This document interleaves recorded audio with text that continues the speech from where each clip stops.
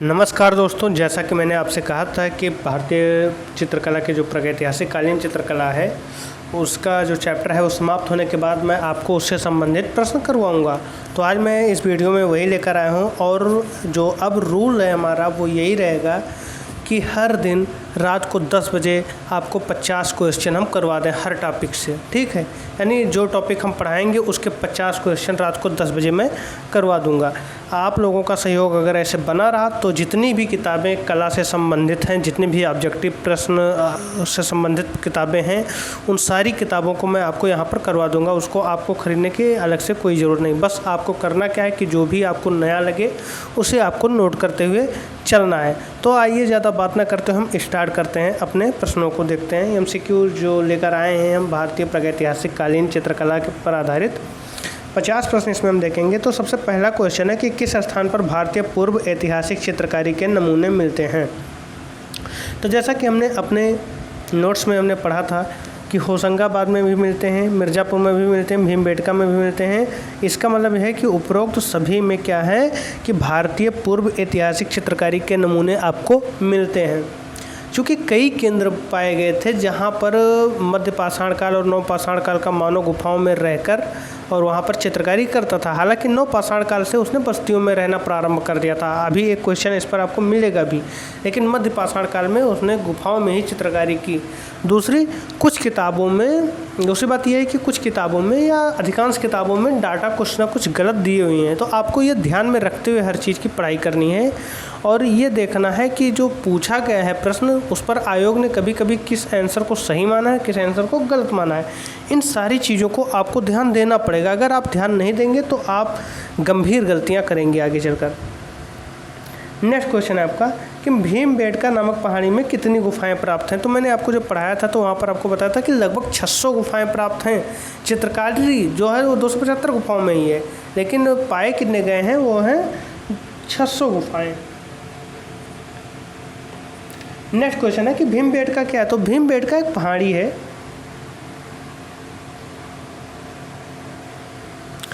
भीमबेटका गुफा कहाँ पर स्थित है। तो भीमबेटका गुफा जो है आपका मध्य प्रदेश में स्थित है, भोपाल के निकट स्थित है। 40 किलोमीटर दूरी है इसकी भोपाल से। भीमबेटका चित्रों की खोज किसने की थी। तो भीमबेटका चित्रों की खोज श्री V.S. वाकणकर ने की थी। अब आता है कभी कभी कि किस सन में की गई थी। तो कहीं कहीं आपको 1957 मिलता है और कहीं कहीं आपको 1958 मिलता है। ठीक है, ज़्यादातर आपको 1958 मिलेगा, कहीं कहीं 1957-58 मिलता है। ठीक, तो ज़्यादातर आंसर आपका 1958 ही मिलता है। तो ये आपका आंसर हो जाएगा, भीमबेटका गुफा की खोज 1958 में हुई थी। नेक्स्ट क्वेश्चन है आपका कि भीमबेटका में कौन से चित्र हैं। तो प्रागैतिहासिक हैं, बौद्ध हैं, ईसाई हैं, जैन हैं। तो नाम से स्पष्ट है कि आप भीमबेटका की गुफाओं को पढ़कर आए हैं। तो यहाँ पर जो आंसर होगा वो आपका क्या हो जाएगा, प्रागैतिहासिक चित्र है। नेक्स्ट क्वेश्चन है आपका भीमबेटका के गुफा चित्र में सबसे अधिक रंग कौन सा प्रयोग किया गया है। तो आप जानते हैं कि गेरू का सबसे अधिक प्रयोग किया गया और गेरू जो होता है वो लाल रंग का होता है। तो इसमें कोई कन्फ्यूजन नहीं। कहीं कहीं आपने जो नोट्स पढ़ा है उसमें कहीं ना कहीं मैंने आपको मेंशन किया है कि जो रंग है उसमें आपको क्या है कि दमकता लाल भी मिला है, चमकीला नीला एवं प्रफुल्ल हरा रंग भी मिला है। तो ये एक जो पुस्तक है आपका उसमें दिया गया है कि ये चीज़ें असत्य हैं। बाकी जो तथ्य ये है कि जो भी चित्र ज़्यादातर प्राप्त हुए हैं वो गेरू से बनाए गए हैं, चूँकि आसानी से उपलब्धता थी। ठीक है, कहीं कहीं आपको सफ़ेद खड़िया के रंगों का भी प्रयोग किया गया है, क्योंकि वो खड़िया जो होता है वो सफ़ेद रंग देता है, उसका भी प्रयोग किया गया है। नेक्स्ट क्वेश्चन है आपका कि भीमबेटका के चित्र अधिकतर कहाँ बने हुए मिलते हैं। तो भीमबेटका के चित्र दीवार व छत पर बने मिलते हैं। भीमबेटका किस शहर के पास स्थित है। तो भीमबेटका जो है वो भोपाल शहर के पास स्थित है। भोपाल से 40 किलोमीटर की दूरी पर दक्षिण दिशा में है। अगर ये भोपाल है तो दक्षिण दिशा में 40 किलोमीटर की दूरी पर आपका क्या है, भीमबेटका है। ठीक है, नेक्स्ट क्वेश्चन हम देखते हैं कि भीमबेटका की शिला उत्कीर्ण चित्रकारी किस अवधि की है।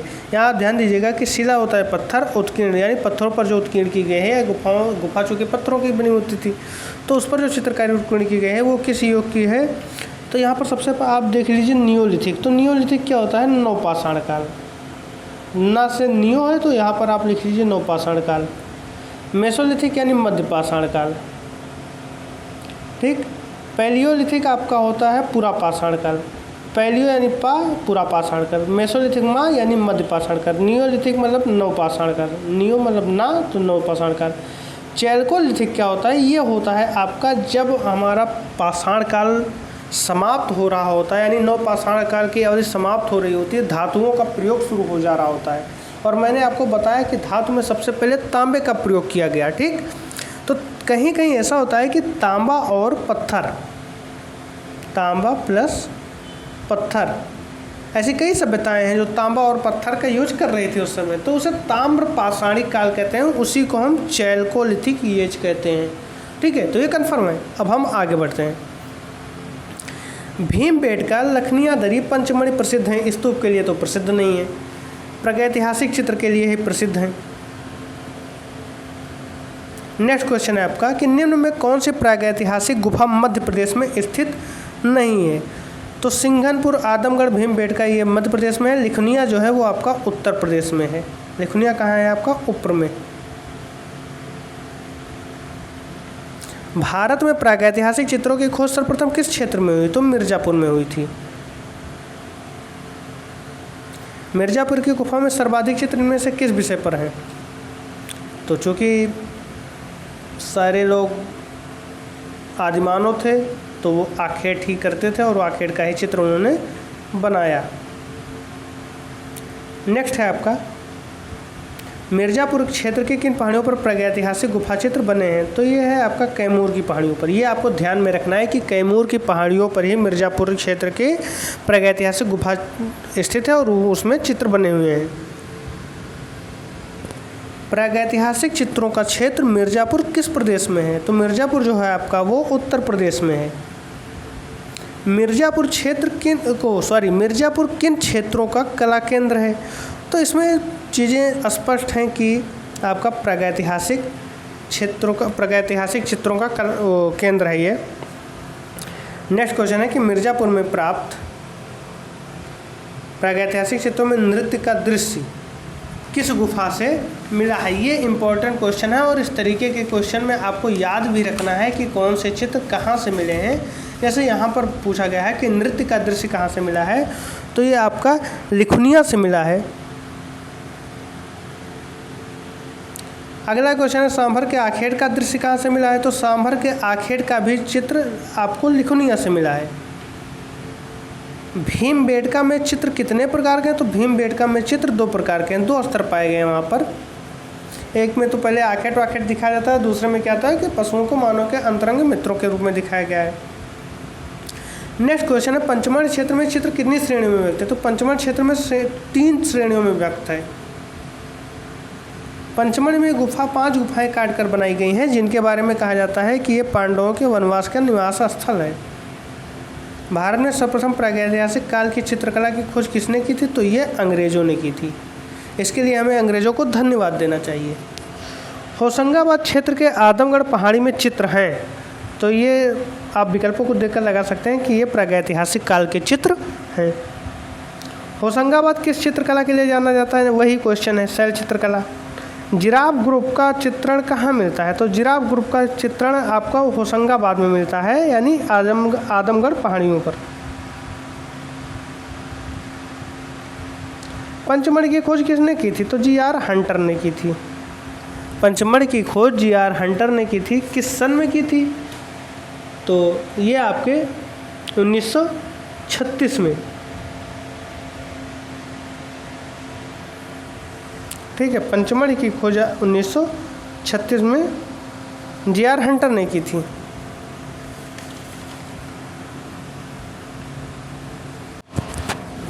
तो ये जो आपका क्वेश्चन है कि पंचमढ़ी की खोज किसने की थी, मैंने आपको बताया जी.आर. हंटर ने। अब यहाँ पर ध्यान दीजिएगा कि जो आपका आंसर है वो जी.आर. हंटर इसमें दिए गए विकल्पों में है। सबसे पहले प्रकाश में लाया था किसने? D.H. गॉर्डन ने। किसने लाया था इसे? D.H. गॉर्डन ने। D.H. गॉर्डन ने, ठीक। लेकिन 1932 में Congress of the pre and pre historic sciences में हंटर ने इसका परिचय दिया और यहाँ के शैल चित्रों का परिचय दिया। यानी पंचमढ़ी के शैल चित्रों का परिचय किसने कराया? हंटर ने। कब? 1932 में। कहाँ पर? Congress of the pre and pre historic proto historic sciences में, ठीक है, sorry, Congress of the pre and proto historic science में किसने परिचय कराया यहाँ के चित्रों का, यानी पंचमढ़ी के चित्रों का? G.R. हंटर ने। और सबसे पहले प्रकाश में लाने का श्रेय किसे दिया जाता है? D.H. गार्डन को। तो यहाँ दिए गए विकल्पों में G.R. हंटर आप टिक करेंगे। फिर नेक्स्ट क्वेश्चन है आपका कि एक विशालकाय बकरी का चित्र किस गुफा में मिलता है? तो जो विशालकाय बकरी है वो बाजार केव में मिलता है, और बाजार केव आपका कहाँ पर है? पंचमढ़ी में। फिर नेक्स्ट क्वेश्चन, स्पेन के अल्टामीरा के समकक्ष पंचमढ़ी की गुफा भारत के किस राज्य में है? तो ये मध्य प्रदेश में है। अच्छा, ये अल्टामीरा के समकक्ष इसे माना क्यों जाता है? क्योंकि यहाँ पर क्या है कि गेरू रंग का प्रयोग किया गया है पंचमढ़ी में भी, और गेरू रंग का अल्टामीरा में भी प्रयोग किया गया है। वहाँ भी पीले रंग का प्रयोग है, यहाँ भी पीले रंगों का प्रयोग किया गया है। दोनों जगहों के चित्रों में 12 सिंघा का चित्र भी पाया गया है। तो कुछ चीज़ें कॉमन होने की वजह से ये कहा जाता है कि स्पेन की जो अल्टामीरा की गुफा है वो भारत में पंचमढ़ी के समान है या पंचमढ़ी के समकक्ष है, ठीक है। तो ये 30 क्वेश्चन हो गए आपके। नेक्स्ट है आपका कि निम्न में से कौन सा भारत का आद्य ऐतिहासिक स्थान नहीं है? अब यहाँ ध्यान दीजिएगा, यह बात कर रहा है आद्य ऐतिहासिक। आद्य ऐतिहासिक का मतलब वो होता है कि जहाँ पर हमारे पास लिखित साक्ष्य तो हैं लेकिन उन्हें पढ़ा नहीं जा सका है। लिखित साक्ष्य हैं पर पढ़ा नहीं जा सका है, वो काल हमारा आद्य ऐतिहासिक काल कहलाता है। जहाँ पर हमारे पास ना लिखित साक्ष्य हैं, ना पढ़ना जाए और ना ही पढ़ने वाली कोई चीज़ें हैं, हमें वहाँ पर उस समय के प्रयोग किए गए वस्तुओं के आधार पर हम उस काल का वर्णन करते हैं, वो पाषाण काल कहलाता है। और हमारे पास जहाँ लिखित साक्ष्य भी हैं और उन्हें पढ़ा भी जा सका है या पढ़ा भी जा चुका है, ऐसे काल को हम ऐतिहासिक काल कहते हैं, ठीक है। यानी लिखित साक्ष्य के होने ना होने के आधार पर हमने कालों का विभाजन कर दिया है यहाँ पर। तो इसमें जो हमारे पास है वो हड़प्पा ऐसा स्थल है जहाँ पर लिखित साक्ष्य मिलते हैं लेकिन पढ़ा नहीं जा सकता, तो ये आद्य ऐतिहासिक में आ गया। लोथल भी आपका आद्य ऐतिहासिक में आ गया क्योंकि हड़प्पाकालीन सभ्यता के समकक्ष है। मोहनजोदड़ो भी हड़प्पाकालीन सभ्यता के समकक्ष है। ये तीनों आपके क्या हैं कि यहाँ पर लिखित साक्ष्य तो हैं लेकिन उन्हें आज तक पढ़ा नहीं जा सका है। सिंघनपुर ऐसा स्थान है जो कि पूरा पाषाण काल से संबंधित पाषाण काल से संबंधित है। तो यहाँ पर आद्य ऐतिहासिक स्थल कौन सा नहीं है? सिंघनपुर नहीं है। तो इसका आंसर आपका हो जाएगा सिंघनपुर है जो आदि ऐतिहासिक स्थल नहीं है, बाकी सारे आदि ऐतिहासिक स्थल हैं। नेक्स्ट क्वेश्चन हम देखते हैं कि किस काल के मानव ने सर्वप्रथम चित्रकला का प्रयोग किया। तो यहाँ पर आपकी इस पुस्तक में आंसर गलत दे रहा है और आंसर गलत देने का कोई मतलब नहीं। यहाँ पर दो तरीके की बातें उन्होंने की है। एक तो इसी पुस्तक में इन्होंने कहा है कि कुछ चित्र मिले, मतलब कुछ चित्रकारी प्राप्त हुई है जो मध्य पाषाण काल की है, और यहाँ पर आंसर आपका उत्तर पाषाण काल दे रहा है। ये आंसर आपका सीधा सीधा यहाँ पर गलत हो सकता है, क्योंकि आप अगर पढ़ेंगे तो देखेंगे कि जो आपका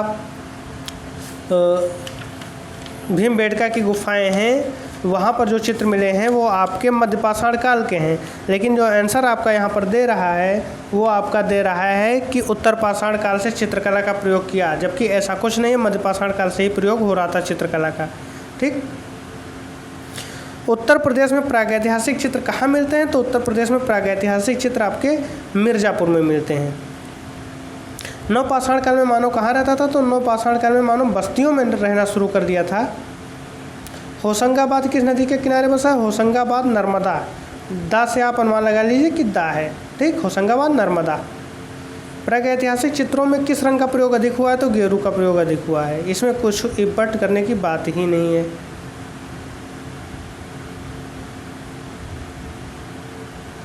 भारतीय प्रागैतिहासिक चित्रकला के लेखक कौन हैं? तो ये हैं जगदीश गुप्त। किताबों के नाम आपको याद करने पड़ेंगे, बिना नाम याद किए कुछ नहीं होगा। प्रागैतिहासिक शिला चित्रों का मुख्य विषय क्या था? तो पशु पक्षी थे। पशु पक्षी भी थे, युद्ध भी था, आखेट भी था, यानी उपरोक्त सभी थे। नेक्स्ट क्वेश्चन है आपका, प्रागैतिहासिक चित्रों की धरातल क्या है, यानी किस चीज़ पर बनाए गए हैं? तो पत्थरों पर बनाए गए हैं। घायल सुअर का गुफा चित्र कहाँ से मिलता है? तो घायल सुअर का जो चित्र मिलता है वो आपका मिर्ज़ापुर से मिलता है। चारकोल क्या है? तो चारकोल आपका कोयला है। प्रागैतिहासिक शिला चित्रों की खोज किसने की थी? तो आर्चीबाल्ड कार्लाइल ने की थी। प्रागैतिहासिक चित्रों में किसका महत्व है? तो प्रागैतिहासिक चित्रों में रेखा का महत्व है। प्राचीन युग में मानव द्वारा चित्र बनाने का मुख्य उद्देश्य क्या था? तो मुख्य उद्देश्य का जो इन्होंने आंसर दिया है वो है हृदयगत भय को शांत करना है। बाकी कोई भी आंसर मैच नहीं कर रहा है इतना। भारत में प्रागैतिहासिक चित्र कहाँ से प्राप्त हुए हैं? तो भारत में प्रागैतिहासिक चित्र सरगुजा से प्राप्त हुए हैं, छत्तीसगढ़। लेह में प्रागैतिहासिक चित्रों का केंद्र कौन सा था? तो ये ससपाल था आपका। नेक्स्ट आ जाइए, भारतीय चित्रकला का प्रादुर्भाव हुआ है, चूँकि शिला चित्रों से उससे बाकी तीनों विकल्प से कोई मतलब नहीं है। भीमबेटका से प्राप्त होने वाले चित्र अधिकतर किस रंग के हैं? तो ये आपके लाल रंग के हैं।